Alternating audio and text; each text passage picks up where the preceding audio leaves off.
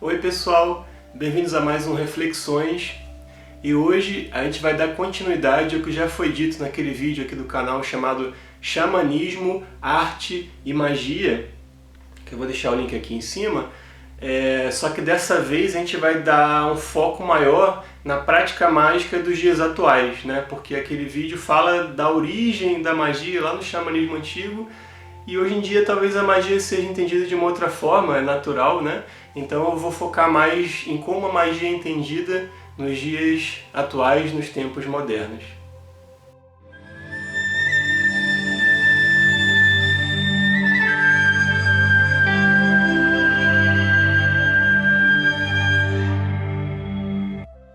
Bem, tem muita fantasia e desinformação sobre o que diabos vem a ser a magia, né?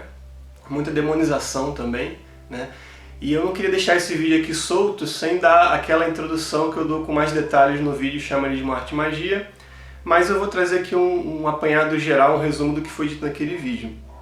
Ó, basicamente, tudo que se faz com a imaginação humana pode ser considerado magia. Todas as formas de arte conhecidas derivam das práticas do xamanismo ancestral, quando magia, religião, filosofia e ciência eram uma coisa só.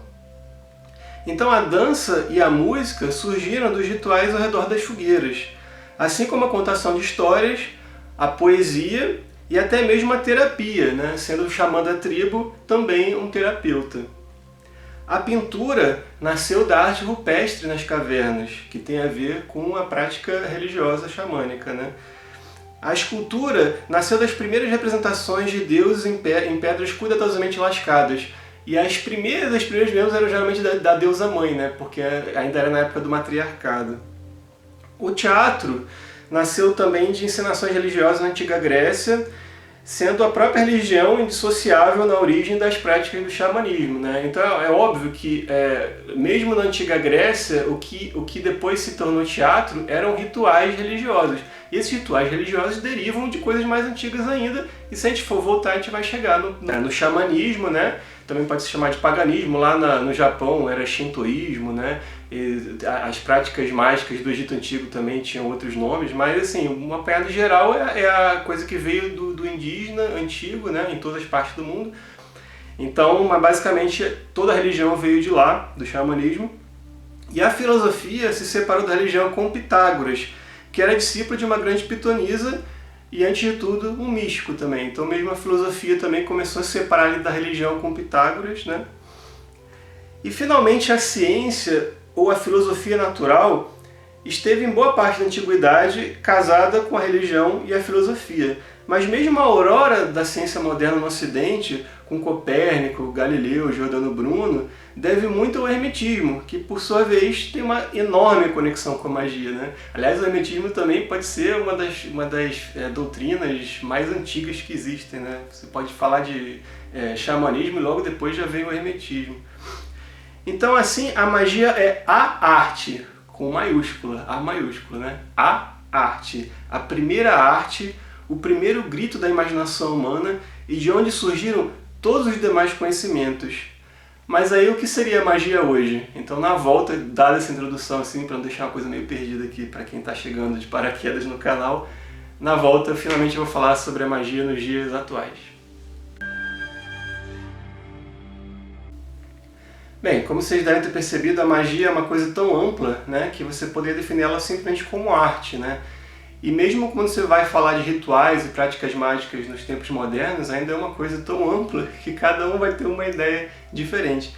Então, antes de dar a minha opinião, eu achei interessante trazer aqui a opinião de grandes magos da modernidade, tá? Então, segundo Eliphas Levi, magia é a divindade do ser humano conquistada pela união da ciência com a fé. Segundo Aleister Crowley, magia é a ciência e a arte de provocar mudanças em conformidade com a vontade, com V maiúscula. Segundo Alan Moore, esse está vivo ainda, magia é como a arte, ou arte é como a magia, a ciência de se manipular símbolos, palavras ou imagens para operar mudanças na consciência. Então, por essas definições, você já percebe que a própria definição da magia passa muito pela personalidade de cada mago, de cada magista, né? Então, para quem conhece Eliphas Levi, para quem conhece Crowley e Moore, vai entender que a própria definição que eles dão para magia tem muito a ver com a personalidade deles. Então, mesmo para quem não conhece, vou dar aqui um resumão aqui. Eliphas Levi, que era ainda muito ligado ao cristianismo, via a magia como uma forma de união mística com a fagulha divina presente em cada um de nós. Então, para ele, a magia ainda era mais um caminho espiritual genuíno, assim, né? Não era tanto para fazer coisas, tipo trazer a pessoa amada, coisa assim, mas era mais para te aproximar da própria divindade, do próprio Deus, né? E Crowley, né, Aleister Crowley, que dava muito valor à vontade, ou a telema em grego, né, associava a magia diretamente à ação desta vontade no mundo. Mas é uma vontade também sagrada, que ele chamava também de verdadeira vontade, né? E não é a vontade de tomar um sorvete, comprar um carro, fazer sexo com a modelo, né? É a vontade de fazer o mundo um lugar melhor, ou como ele também bem resumiu, o amor é a lei, o amor sob vontade. Já Alan Moore é esse mesmo, é o quadrinista mesmo, para quem não sabe, ele é um grande mago também, talvez o maior mago vivo hoje, né? Alan Moore defende que a magia deve ser entendida nos dias atuais literalmente como arte. E como um grande escritor, ele bem sabe a capacidade que as palavras têm, quando bem empregadas, de operar as mudanças nas consciências. Inclusive tem um texto dele sensacional, chama Fossil Angels, ou Anjos Fósseis, que eu traduzi lá no meu blog, vai estar o link aqui embaixo. É nesse texto que ele defende basicamente que magia deve ser entendida como arte e não como religião ou ciência.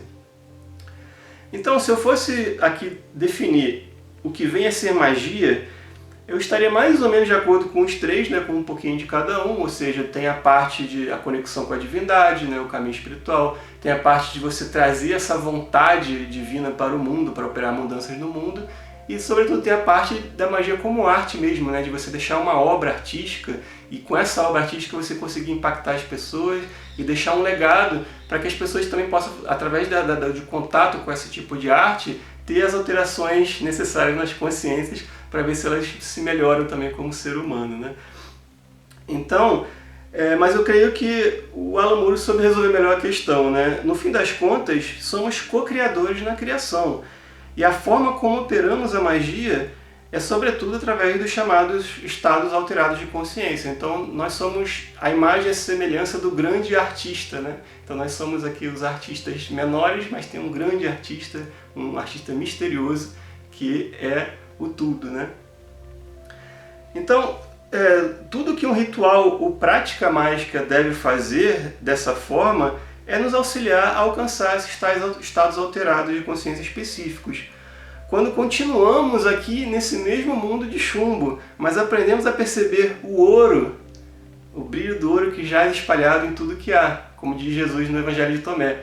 O reino de Deus está espalhado sobre a terra, mas os homens não o veem. Então, é com o estado alterado de consciência que você, nesse mundo de chumbo, nesse mundo pesado, você consegue ver tudo que reluz, tudo que é ouro, que na verdade muda a sua percepção do mundo, né? A sua interpretação do mundo. O mundo continua sendo o mesmo, você começa a perceber a beleza que tem nele que antes estava escondida ou invisível para você. Então, assim como um poema, um grande filme, uma peça de teatro, uma bela música, um lindo quadro que nos emocionam, altera o nosso estado de consciência, também o ritual mágico bem-sucedido deve alterar a nossa consciência. A grande diferença é que a arte em geral nem sempre almeja algum objetivo em específico. E um ritual mágico geralmente tem um objetivo. É uma cura, é um foco mental para facilitar um estudo, também pode ser usado para trazer a pessoa amada, se comunicar com um anjo ou com um demônio, se aproximar de Deus, etc, etc, etc. Eu não entrei nas coisas mais sombrias que a magia pode fazer, porque ela pode fazer coisas sombrias, mas eu acho que é uma ignorância você usar uma coisa tão elevada, né, uma capacidade tão elevada do ser humano, para fazer coisas ignorantes. Já volto.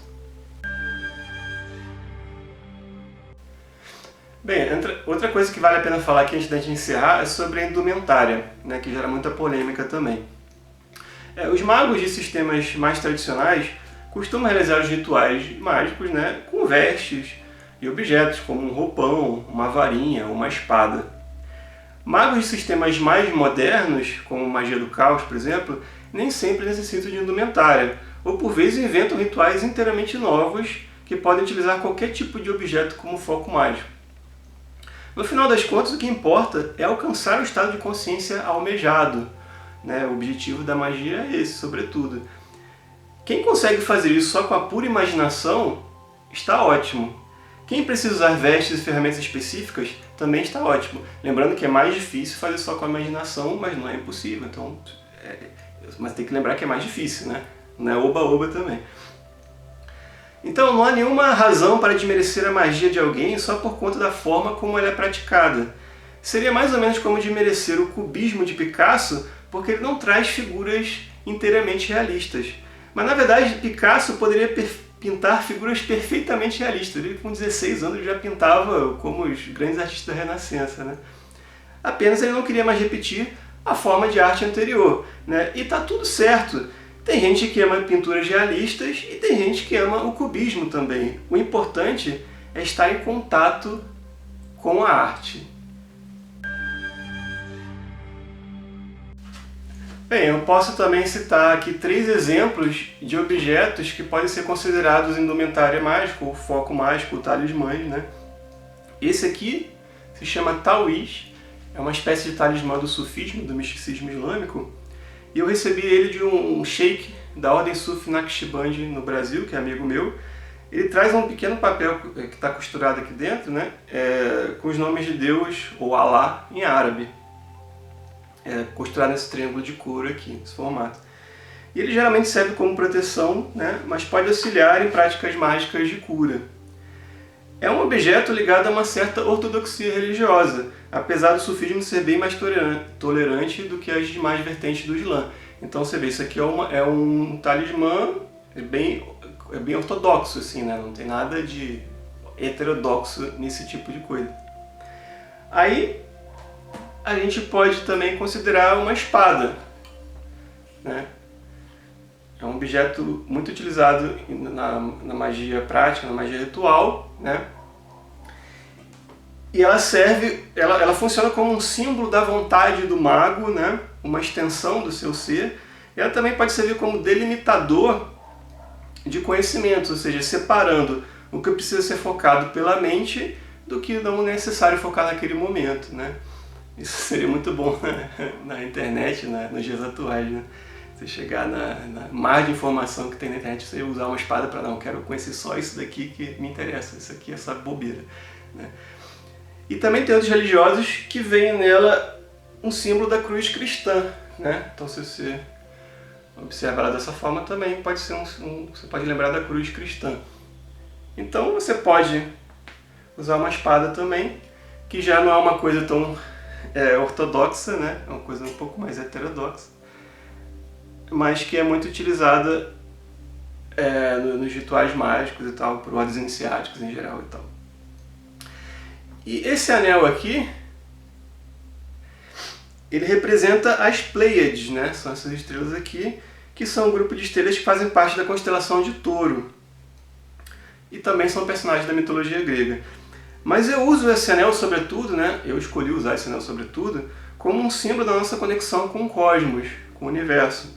Ou como disse Carl Sagan, né, um grande divulgador de ciência, nós somos poeira de estrelas, somos uma forma do cosmos conhecer a si mesmo. Então, para mim, e provavelmente só para mim, esse anel tem esse significado. Ou seja, ele não é como a espada, que tem um significado mais abrangente, né? Tem muita gente que considera a espada dessa forma. O Taoísmo, que no sufismo tem um significado específico, eu não vou alterar isso daqui, né? Agora aqui não, que eu escolhi esse anel para usar esse significado, né? Esse símbolo para mim. Então, qualquer outra pessoa que utilize esse anel, sem ter essa interpretação simbólica que eu tenho, vai ver ele somente como um anel, né? Então, não vai significar muita coisa, mas eu consigo ver dentro dele, às vezes, o universo inteiro, né? Esse anel aqui é da minha amiga Caroline Jamor, o Fada Mariposa, e ele vende na internet. Vou deixar o link aqui embaixo, tá? Para quem quiser comprar. Eu acho que esse anel específico vocês não acham mais, mas vocês acham coisa parecida com isso. Eu acho muito bonito, né?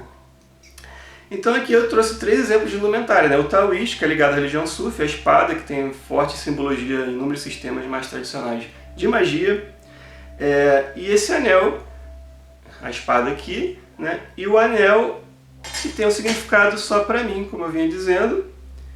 Só que todos eles funcionam para mim, entendeu? Então eu posso usar uma coisa que é mais religiosa, ortodoxa, né, do islamismo. Eu posso usar uma coisa que tem mais a ver com ordens iniciáticas e sistemas mágicos mais antigos. E eu posso usar uma coisa que eu achei que significa para mim uma coisa importante. Então, na minha prática mágica, isso significa alguma coisa e talvez não signifique para mais ninguém. Então tudo isso está valendo, entendeu? Tudo isso é parte da imaginação humana, seja minha, seja das pessoas que vieram antes de mim. Bem, voltando aos objetos, principalmente um objeto maior e mais pesado como essa espada, né? Vamos fazer uma reflexão aqui sobre isso. Da mesma forma que um computador, um jogo de computador, consegue renderizar essa espada, né? Tem vários jogos de computador em 3D que você vê coisas parecidas com isso daqui, né? Ou até filmes de animação também, mas em joguinhos 3D você tem muita coisa parecida com isso. Então, da mesma forma que eles lá no programa 3D deles, eles conseguem renderizar essa espada girando em todas as dimensões, né? E você pode ver ela de todos os ângulos, porque ela é um objeto 3D e está girando ali no computador. Da mesma forma, isso que vocês estão vendo aqui, vocês conseguem imaginar na cabeça de vocês, né? Se vocês verem uma espada girando no programa 3D ou num jogo, e depois você tentar imaginar aquela mesma espada na sua cabeça girando da mesma forma, você consegue. E você consegue porque você consegue usar o seu cérebro como um hardware também, né? Apesar de que eu acredito que o software não está no cérebro necessariamente, ou quem comanda o hardware não é o cérebro não comanda a si mesmo, mas de qualquer forma ele funciona também, é nítido que ele pode funcionar como um hardware. E um software rodando nesse hardware que consegue renderizar essa espada girando. E como tudo tem que ser informação, mesmo que está na nossa cabeça tem que ser informação também, né, de alguma forma. Então a gente consegue fazer isso, imaginar essa espada em qualquer dimensão, sob qualquer ângulo na nossa cabeça. Então, pensa bem, se me chamarem para viajar até a Índia, me pagarem uma passagem até a Índia para mim fazer um ritual no rio Ganges, por alguma razão, estou só imaginando aqui, e esse ritual precisa de uma espada como essa, eu posso muito bem deixar essa espada em casa e levar ela na minha cabeça. Porque eu já vi bastante ela, eu conheço ela muito bem, né? Já usei bastante, então eu consigo imaginar ela muito bem, né? Então é isso que facilita também, você ter esse objeto em casa e ter usado ele bastante, você consegue ver sobre todas as dimensões e fazer não só uma espada genérica, mas fazer justamente essa espada daqui, né? Eu consigo levar ela na minha cabeça. Então dessa forma, eu não preciso ter ela nas mãos para imaginar, né? Então facilita ter ela na mão? Facilita. Mas se um dia eu precisar viajar, né, não tiver como levar na mala, tudo bem. E isso é magia, né? É o que imaginamos, o que criamos mentalmente.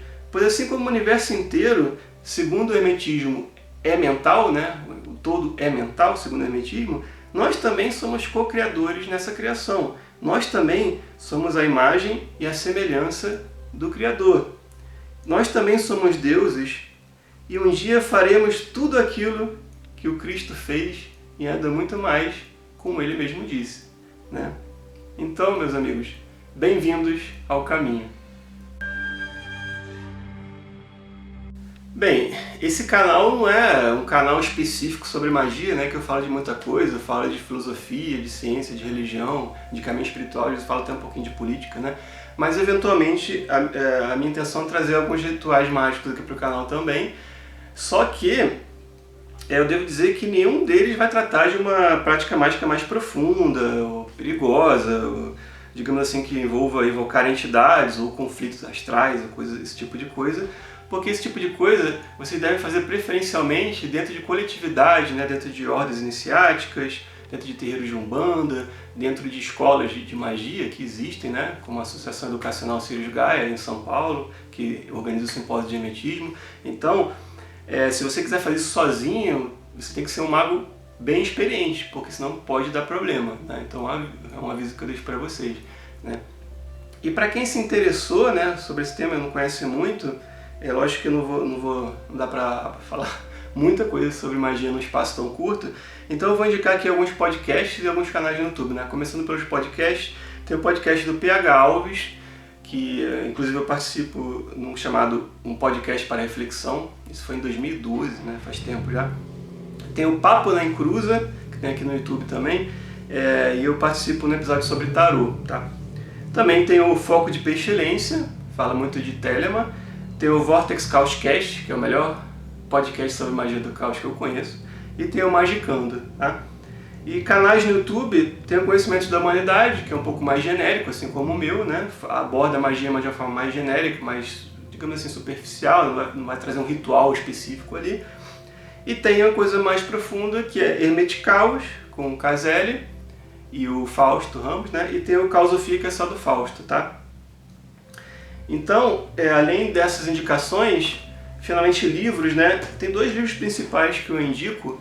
Então vai depender se você é um sujeito mais conservador, mais ligado, de repente, a uma ortodoxia religiosa, ao cristianismo, né? Principalmente ao cristianismo aqui no Brasil.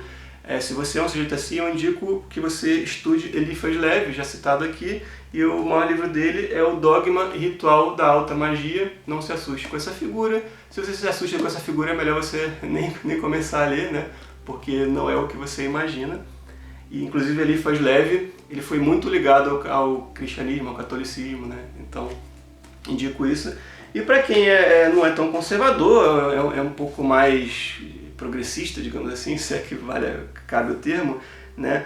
E quem se interessou em fazer magia só com a mente, sem precisar carregar indumentários, vestir roupas e ter uma espada na mão e tal, né? Mas que gosta dessa ideia de pegar um anel como esse e inventar o que ele significa para você.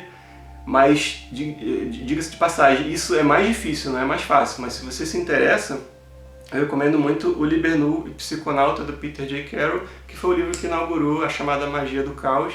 Mas lembrando que, por exemplo, Magia do Caos pode ser chamada também, segundo esse livro, de Magia do Tal, né? Então, para quem sabe o que é o Tal, vê que é uma coisa bem mais profunda, né?